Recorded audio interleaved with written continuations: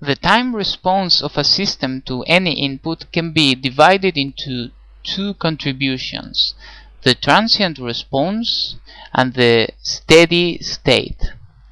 So, for example, if we have the output of a system, the response of a system to certain input, for example, like this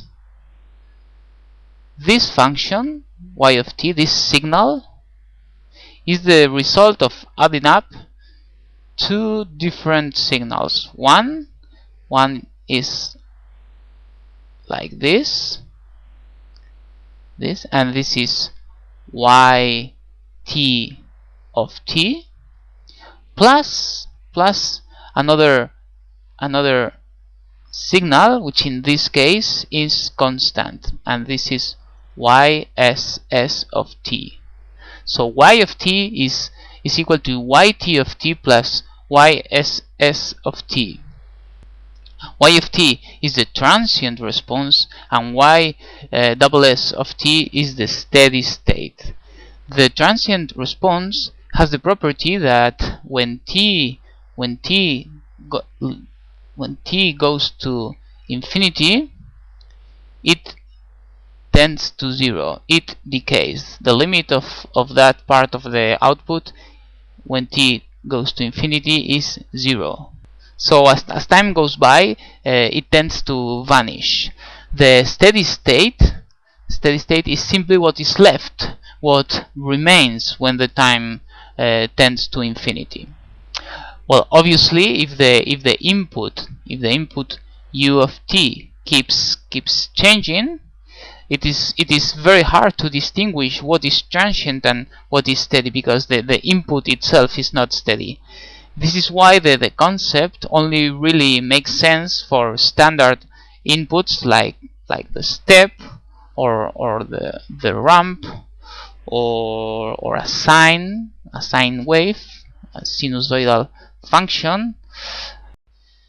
The step response of a system provides us with very valuable information about the transient response and the steady state.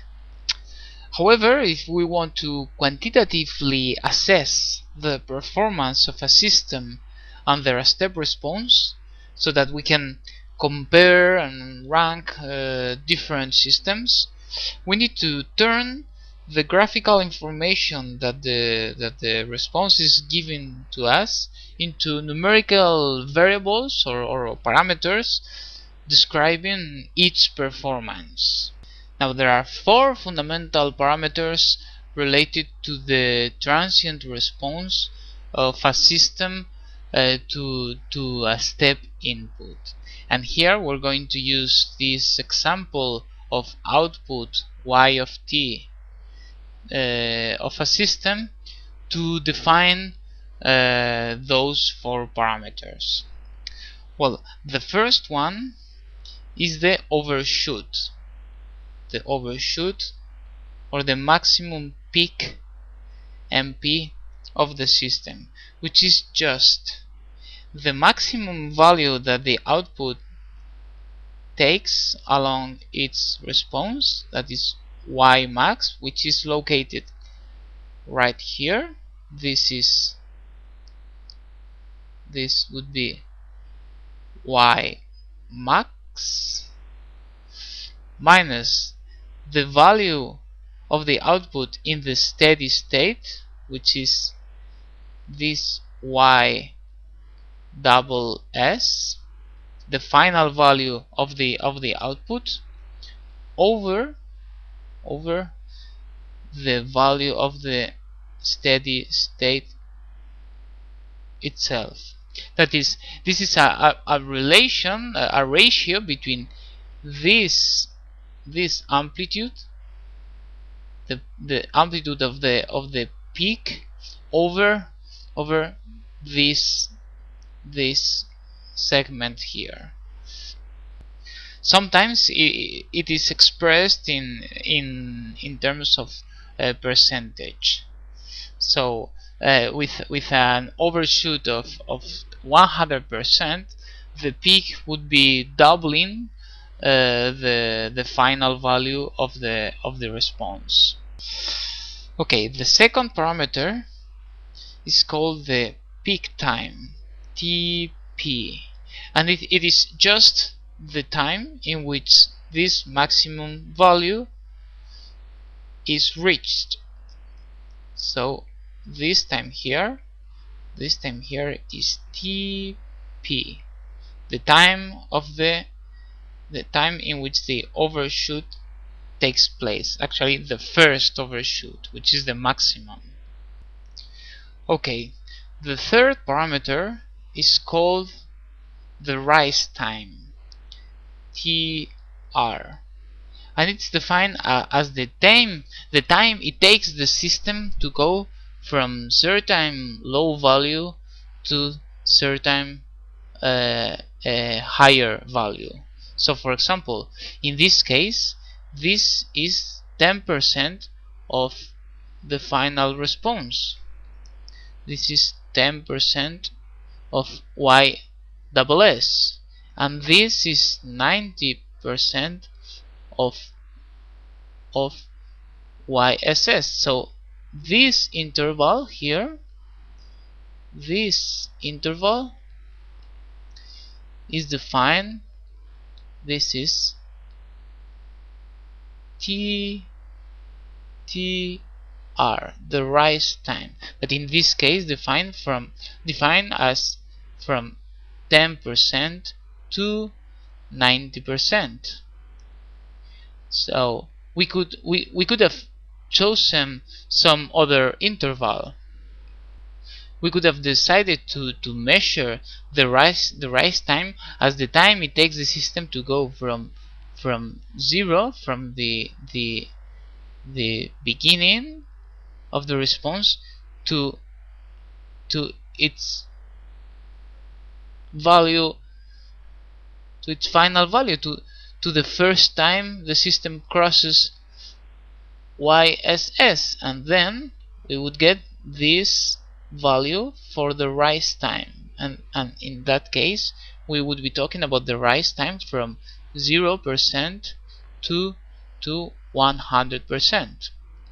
Now obviously this last way of understanding the rise time only makes sense for systems which actually have overshoot, because otherwise the system never reaches the 100% of YSS.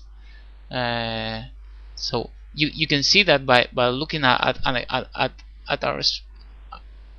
the response of a system like this one. This response never really reaches YSS. It is approaching it, but it never does. So in that case, the R from 0 to 100% could not be found. Well, the rise time aims to give us a sense of the speed of a system, how fast the system responds. Okay, and finally, the last parameter is the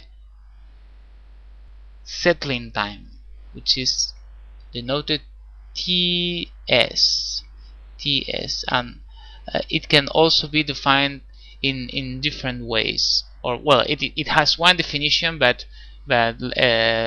like here with an implicit choice.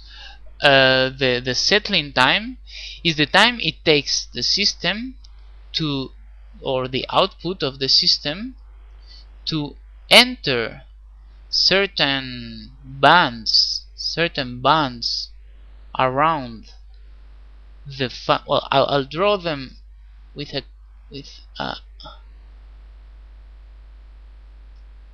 solid line so that there's no oops. Let me try again. I'll draw a solid line around the final value, and these are error bands. Let's say they are plus minus lambda percent of YSS. Well, the settling time is the time it takes the system to enter the bands for the last time, which is the last time it enters, not to leave the bands ever again. So this is the last time that the system comes from from outside the bands inside the bands. As you see, the rest of the response remains within the bands. So this time here would be the settling time, TS. Now this is the settling time at lambda percent. So if we choose a higher lambda, then of course the settling time would be shorter. And as you see, the settling time for the other response I draw was this one. This is TS for this purple response.